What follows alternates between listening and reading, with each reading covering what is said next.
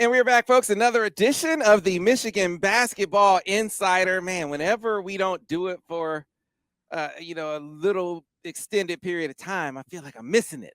I start saying, man, we start itching to get back in the lab with my guy, Tim McCormick, who I got to commend you to start, the former NBA standout, former Michigan standout, and continues to be an outstanding camp runner, the NBA Players Association Top 100 camp that I've been going to for years. I think it's the best camp around when you consider the number of players you guys bring in, Tim, the kind of coaching they get, the holistic approach, and the way you get us in and out of the gym. We aren't there all hours of the night. I just think you guys hit all the boxes. How you doing this week? I'm good, Sam, and it's been a really kind of interesting last month. Obviously, with the Top 100 camp, there's so much preparation that goes into it.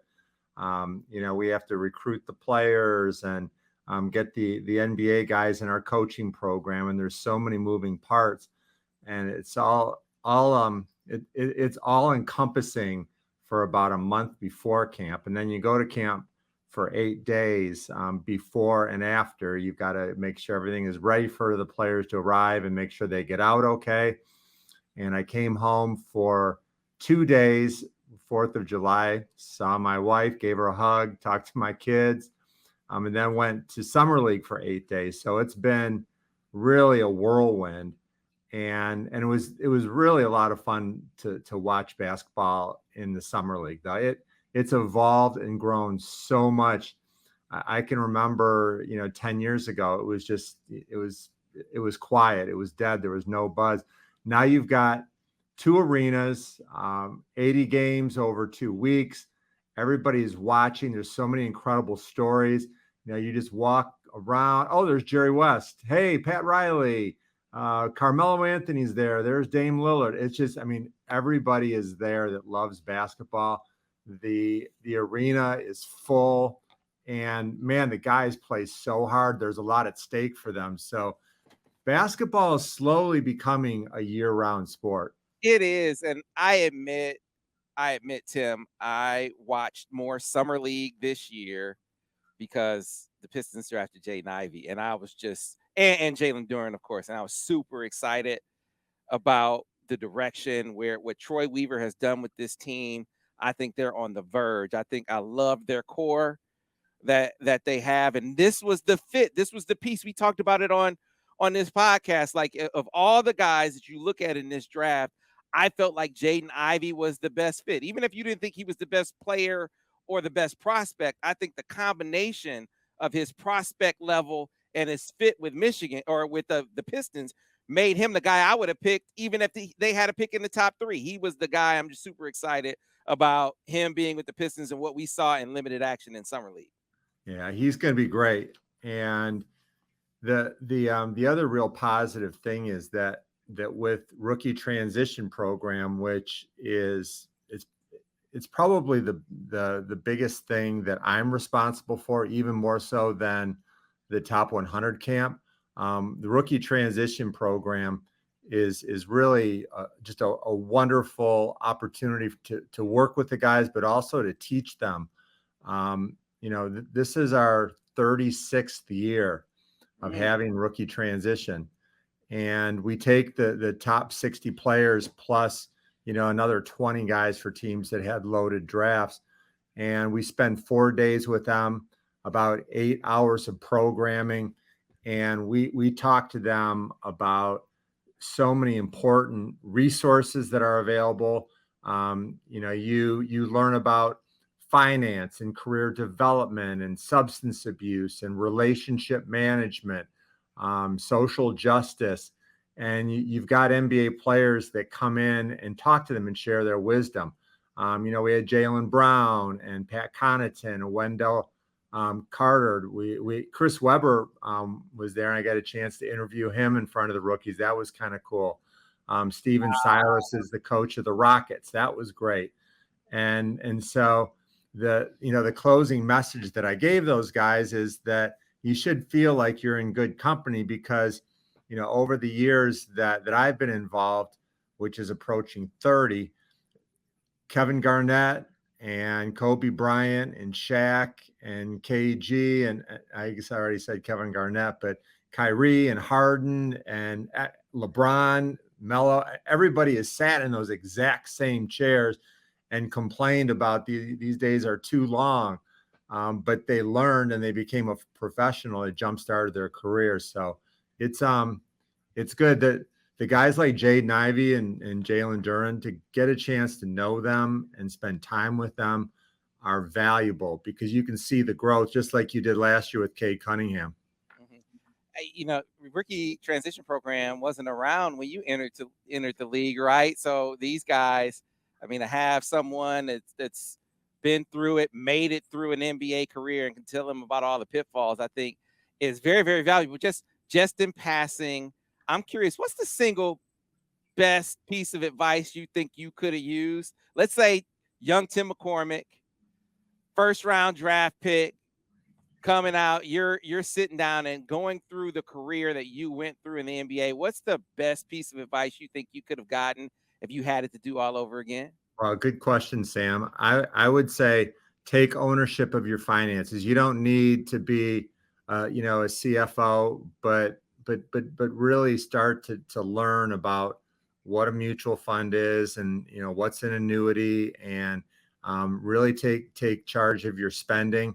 I was really lucky because I didn't have a lot of people that I was paying for. But I do remember at the end of my career, I had a financial advisor hand me a box and say, your career's done. The money's not coming in anymore.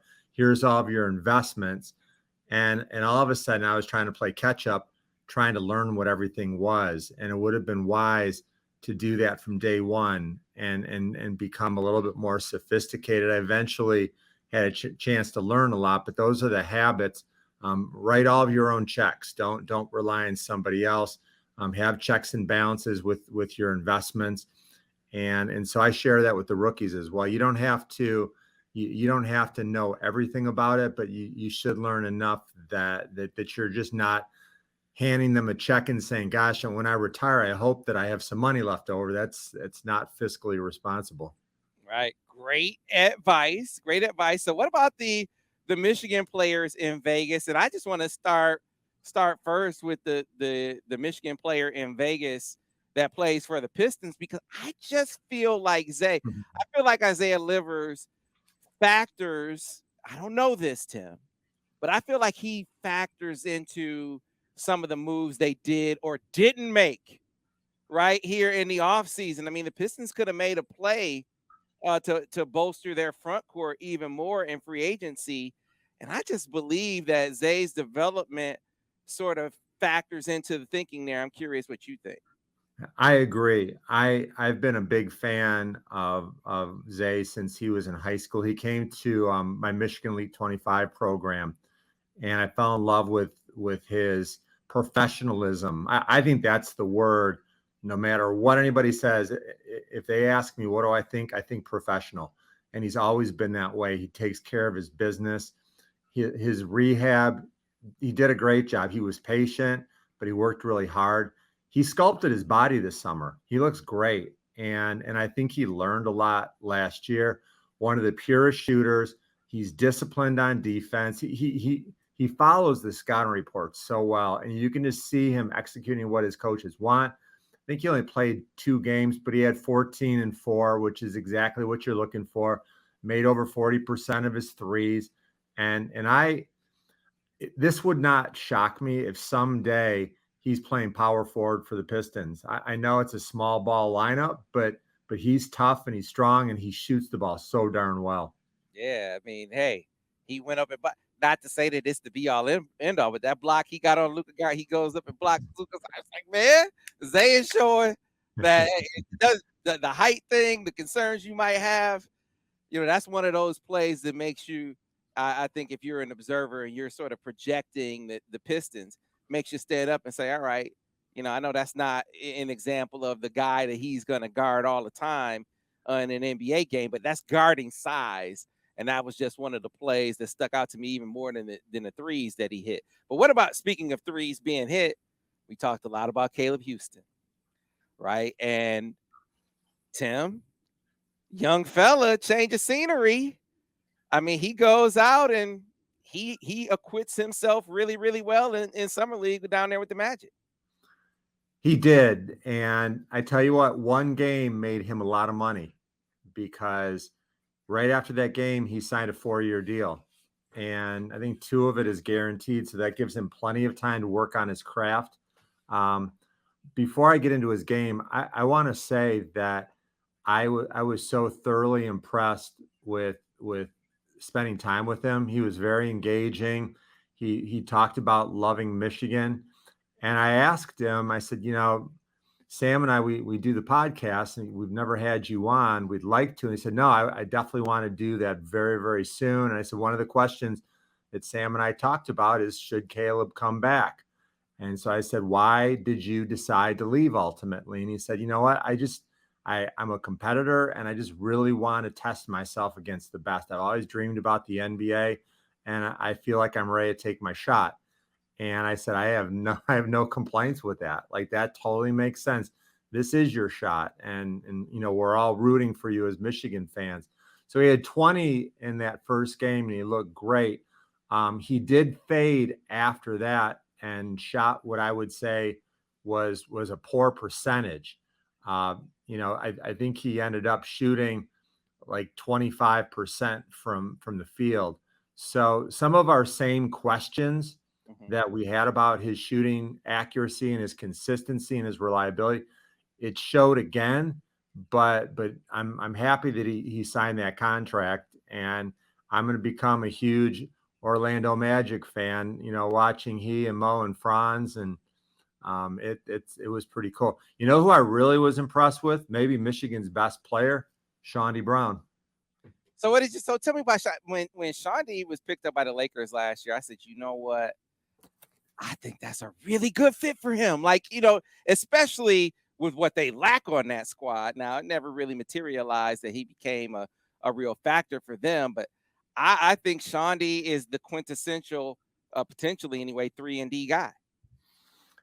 So if you look at what he brings, he was extremely impressive. He's mature and he's smart.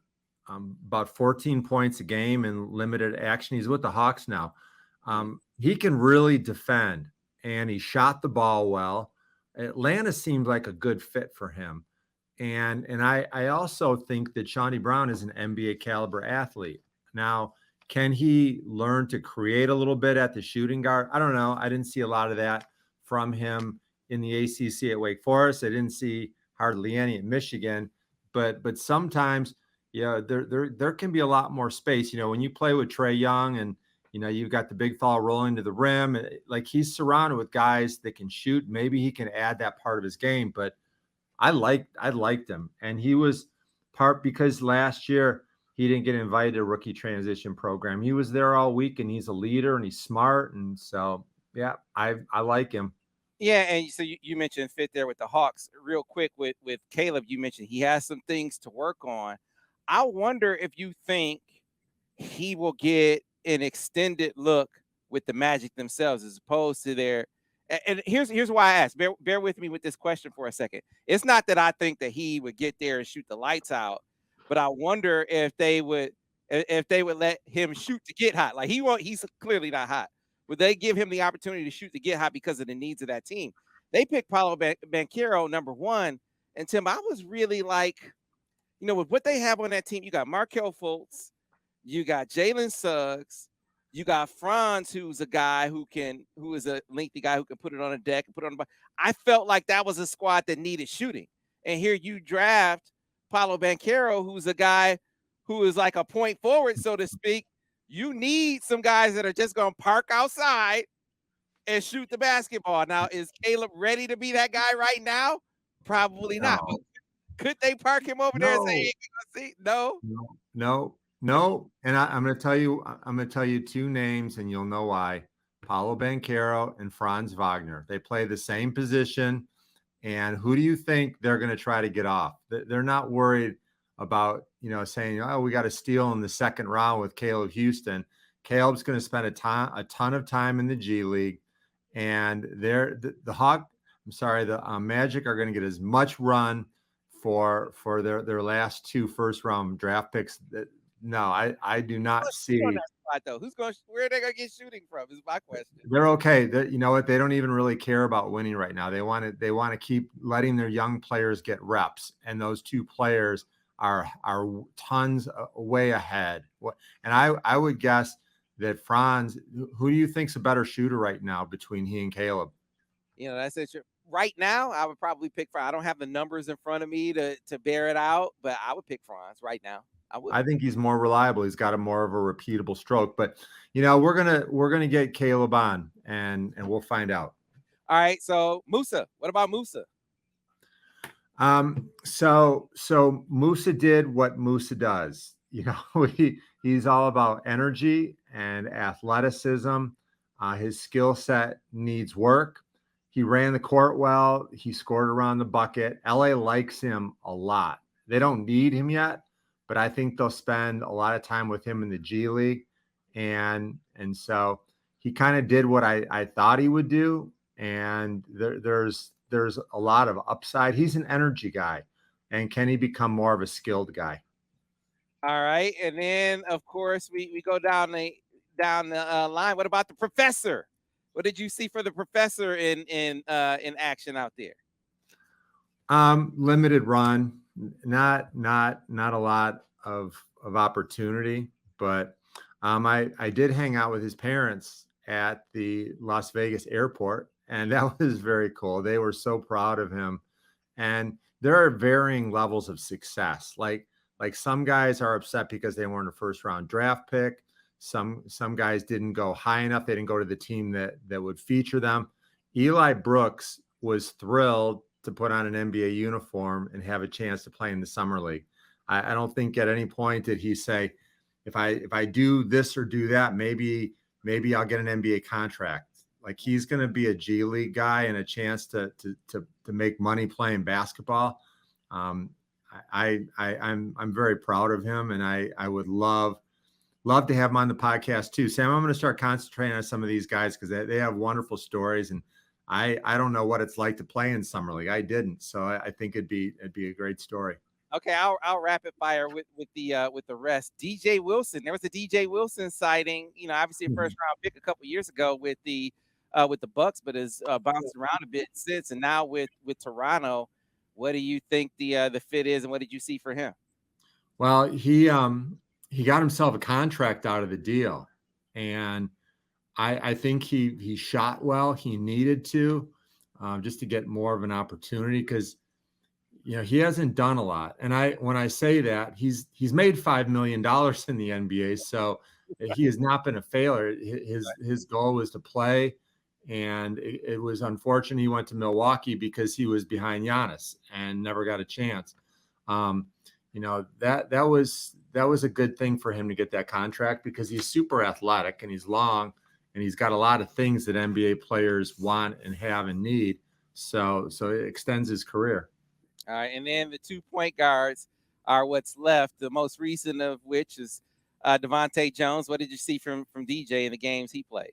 So he played for Denver, I believe, and I for whatever reason I never watched Denver. I mean, I may have been in the Thomas and Mack Center and he was in the other building, but even if you watched Denver, you didn't see him play very much at all. I think Zavier Simpson played sparingly too, 10 minutes a game. So more than anything, they're trying to earn a spot in the G League, and I think they accomplish what they want. Gotcha. So yeah, it should be interesting to see. And I just want JJ Redick was on. This is the last question as we transition over into Michigan. But JJ Redick said something recently on his podcast. He said, I look at the job that Troy Weaver has done putting together this squad. Obviously, Cade Cunningham last year, but Sadiq Bey the year before, right, who looks like a real piece. You add Jaden Ivey and Jalen Duren. He likes beef stew. Who doesn't like beef stew, right? What he brings to the table. You still have Killian Hayes, who this is a big year for him. They're looking for him to improve his jumper this year, but you got a lot of pieces to the puzzle there. What do you think is the outlook for the Pistons this year? Do you think that they're a team that's going to challenge for a playoff spot? I don't.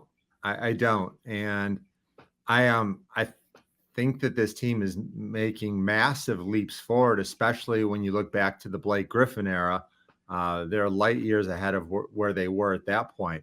Their roster is loaded from top to bottom with promising young players that you think in 3 or 4 years could just be really outstanding players. The problem and the key term there is 3 or 4 years, because who are they going to jump this year? They're going to be playing first and second year players, guys that are 19 and 20 and 21 against veterans that have been through the ropes for a long time. This is the right path. And I do think that every year they're going to get better. But if you really want me to dive deep and look at the roster, you're playing guards that just don't have a lot of experience, and you're playing big guys that are not as physically mature as they will be down the road. I think that if you ask me this question 1 year from now, I'll have a much better read, because with all the cap money that they've leveraged, they can look at their roster and they can say, okay, you know what? Cade and Zayden, they're on course to being superstars. We like so-and-so, we don't like so, but then they can say, we need a small forward that can shoot, as an example. We want Saddiq Bey as our power forward that can shoot. We need a small forward, and we've got $50 million. That's when you go out and you get that piece that can help take you to playoff status. So I think that this year's a learning year again. You add another piece in the draft. Next year, you add your key free agent piece, and then all of a sudden you start looking ahead at the playoffs. But it's still a little bit early, Sam. Yeah, I like this path too, Tim. Super, super excited. Jalen Duren, he caught Michigan fans' attention because Michigan recruited him for a time. That's number one. And then number two, there were some Chris Webber comparisons in terms of freakish athleticism at that size, which I kind of see. I still think C. Webb had a better second jump, but in terms of overall explosiveness, I get it. I mean, Pistons execs, you will appreciate this name, and I wonder if you said it too. The Rain Man, Shawn Kemp. You played against Shawn Kemp. How freaky was Shawn Kemp? Yeah, he was. Funny story. I remember it was right during the time when people were wearing the throwback jerseys. And so my son Callum must have been 8 or 9 years old. And we were out for dinner, and somebody walked in with a Seattle Supersonics number 40 jersey. And he went crazy because he said, "Dad, that guy loves you. He's wearing your throwback. Look at that. Oh my gosh, you should go sign his autograph." And I said, "No, Callan, you gotta remain humble. You don't want to, And so, yeah. So 2 of the greatest number 40s in Sonics history. One was a dunker, one not so much, but yeah. That's a great story. And see, here's the thing. You got to go back and watch the early Shawn Kemp, not the Shawn Kemp that played in Cleveland and Orlando. You got to watch the Sonic Shawn Kemp, which was a different Shawn Kemp altogether. It was the best. Yeah, the amazing thing about him is didn't he make an all-star team with either the Cavs or the Magic when he was like 40 or 50 pounds? He was already done, and he still was an all-star. Still was an all-star. All right. So, Tim, let's bring it back to talking about Michigan here.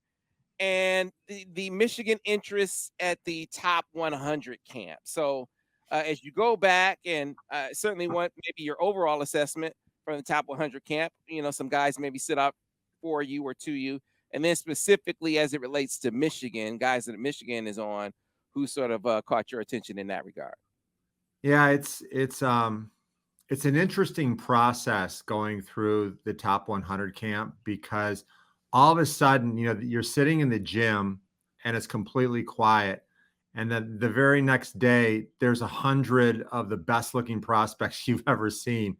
And I spent 2 days just, constantly looking, okay, who's that guy? Oh, that's Robert Dillingham.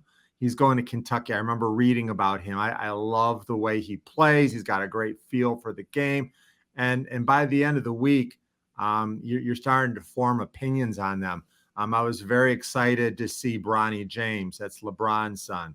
And just not surprised by this, but this is a kid that has been mentored and tutored and groomed in a big time way. Like Like he meditates between games. He stays hydrated. He thinks the game. He knows how to run the fundamental pick and roll. He gets the hot score of the ball. I think he's going to be a really good college player. I don't know if I see him as an NBA player yet. Just he's only 6'2". He didn't get his dad's height, but there's a lot of stories like that, and there's a lot of guys that I saw that I thought would be good fits for Michigan. In the camp, it's a great environment. There's 100 players that are from all over the country. Out of 100, 41 of them were 6'8" and above. So it was long. It was athletic. Juwan was there. Sadie Washington was there. Howard Isley was there. And so what I did, Sam, I'm very astute. I just kind of stayed in the background and watched where they headed, who they watched.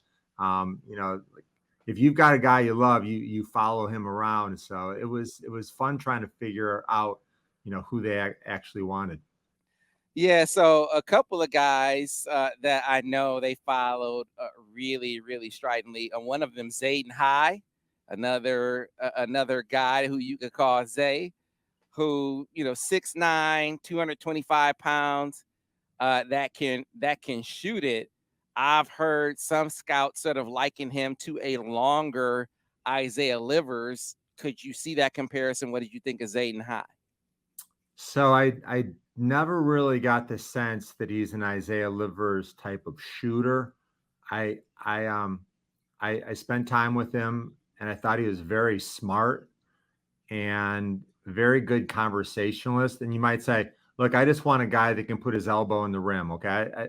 But I think different. I believe that kids that can talk come from good families. They're less likely to bolt as soon as they don't get playing time. And I think Michigan's been really good at that.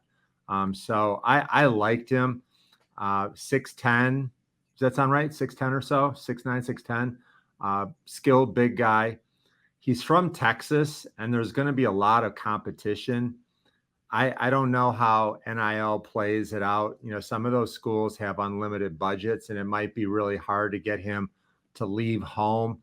I talked to his mom for a while. She seemed like a really nice lady. And so, sometimes parents that are really good parents will say, hey, we want you to go far away and grow as a person.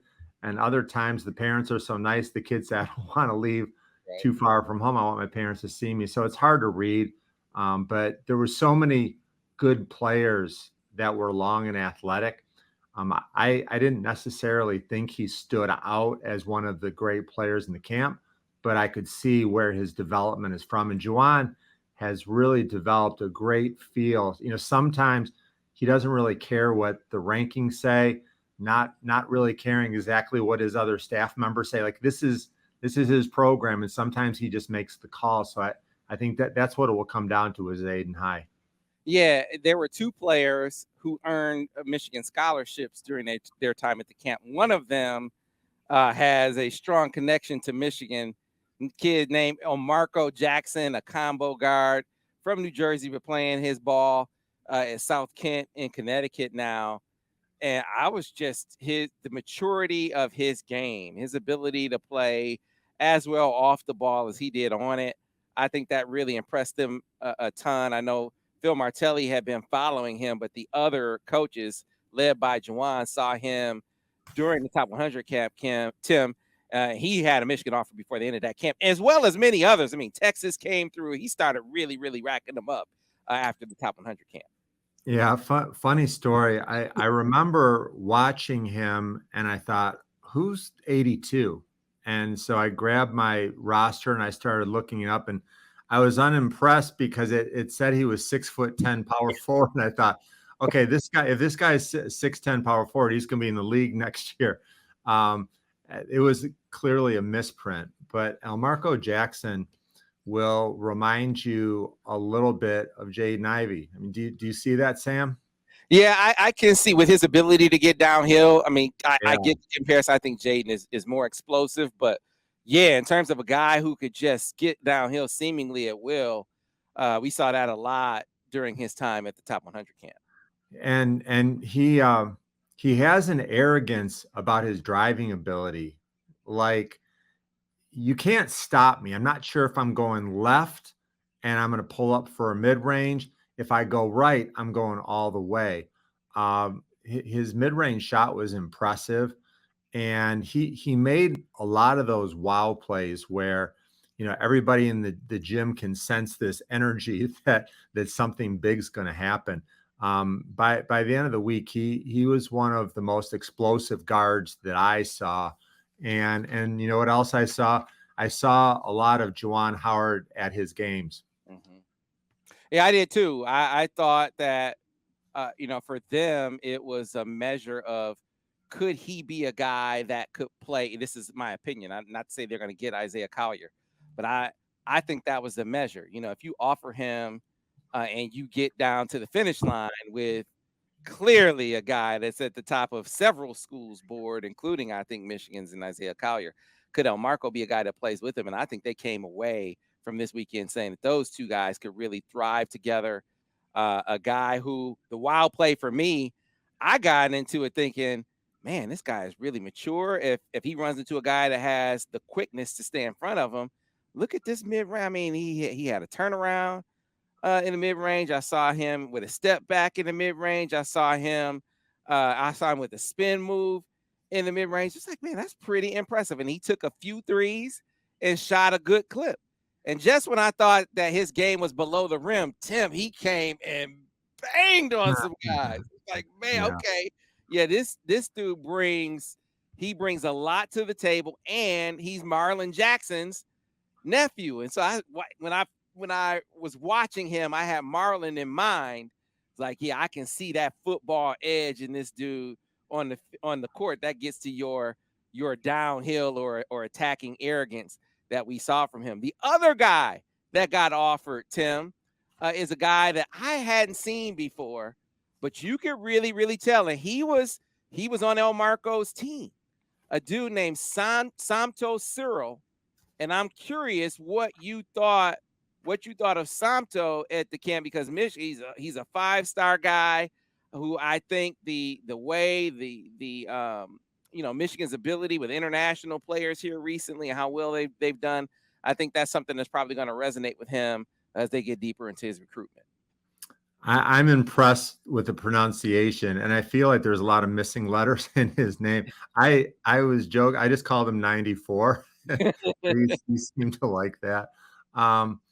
Yeah, I honestly, I don't have a lot of excitement about a center in this class. Mm-hmm. And the reason I say that is, from what I can tell, like, do you think Hunter Dickinson's going to leave? I don't. I see him coming back for his senior year. Right? I do too. I do too. And I think he's going to become the all-time leader, maybe in NIL money. If he sticks around, when he does leave, when his eligibility is over, I think is he going to be $1 million guy? I think he really could. So I don't see Hunter Dickinson leaving. And so I'm not really excited about any of the centers. Unless you told me G.G. Jackson, who decommitted from North Carolina, is on the market, then I might, and he's not even a true center, but yeah, he's on the market, just not for a college team. Yeah. Okay. He's going to get paid, huh? Right. So yeah. So I 94 was really good though, but I wasn't that excited about that position. Yeah. So they're going to be chasing him. We'll see if something comes of that, Tim. Hey, Sam, what did you think of Devin Royal? So I felt like, to start the camp, I don't want to say going through he was feeling his way through. I just didn't see a whole lot of aggression initially when we watched him. But a guy who seems like he's a capable shooter. If you want to try to come up with the closest size-wise and maybe game-wise comparison to a Livers, I think he would probably put you more in the mind of that than a Zayden High. What about Karis LeVert? See, I just think that Karis was more, Karis was more of a guy who I think Karis is better off the bounce. I think Karis was a guy who who could shake you with the dribble, and I just didn't get that feel off of Devin Royal. Maybe that's an element of his game that he has that I just didn't see, but I did feel like he's a guy from a small forward, sort of 6'7", 210, 215-pound guy who could shoot it probably better than he showed at the camp. And that's why I came up with the with sort of a closer to a Zay Livers than Zayden High was from what his skill set kind of projects to if he were to come to Michigan. Yeah, interesting. I thought he really excelled in transition. And the other thing is that I'd really try to give a lot of the guys a benefit of the doubt, because this is the first opportunity for them to really play in front of NBA scouts and executives and That's why I coaches. said feeling. I didn't want to make it sound like he was Yeah, being, that he was loafing. He wasn't loafing. I just kind of felt like he was kind of feeling his way through it. right. I think that's accurate. And so I when I saw his body type, he's going to be getting bigger, and I think he could be a small ball four someday. And I did see a little bit like a less skilled Karis LeVert, but I liked him. Yeah, I think he'll be 225 before all is said and done. 6'6", 6'7", 225 pounds, and we'll see how it goes. But Tim, let's sort of wrap up with a teaser for the next podcast, talking a little bit about the newcomers. Now Joey Baker is officially in the mix. Yusuf Kayat is officially going to be a Wolverine. How do you see those pieces fitting into Michigan's puzzle as you sort of put them together for next season? Yeah, so sort of a midsummer version of thoughts. I think that as Michigan gets ready for their trip to France, they'll get 3 practices, and it'll be very valuable with the new chemistry that they need. When you look at their roster, there's only 2 players that I think are coming back into the exact same role. That's Hunter as the leader, the All-American, the All-Big Ten player, and Terrence Williams. Other than that, great opportunity for guys to kind of figure out who they are and how they can help. And the key guy is going to be Jalen Llewellyn, 6'3", great size at the point. Who he reminds me a little bit of is Tyson Walker when he came into Michigan State. I think that, similar size, similar skill set. And for whatever reason, Tyson Walker never really found that consistent groove. I look at Michigan's last point guards, and you're talking about Zavier and Mike Smith and Frankie Collins and DeVante Jones. The one thing that they could do that I think that Jalen will do better is the ability to make a shot in the pick and roll, the high middle screen game. With the previous players I mentioned, everybody would just go underneath and say, go ahead and shoot. I think that if Jalen Llewellyn can pop down some threes in that pick and roll, I don't really know, how you cover that pick and roll if you've got Hunter Dickinson setting and rolling to the rim. So that's an exciting guy for me. I think Jalen Llewellyn's my number one guy to watch in France. Yeah, so we are going to get into full-scale breakdowns like we do every summer, sort of project the Big Ten. Now that all the rosters are settled and everything, that's coming on upcoming editions of the Michigan Basketball Insider. But one of the things we'll be talking about next is you got a reunion coming up with your Michigan basketball family, right, Tim? Yeah, Sam. I'm so excited about it. And I jotted down a couple names. Wayman Britt, Lavelle Blanchard, Steve Fisher, Gary Grant, Mark Hughes, Jimmy King, Terry Mills, Rich Relford, Nick Stauskas, Mo Taylor, Rudy T, Butch Wade.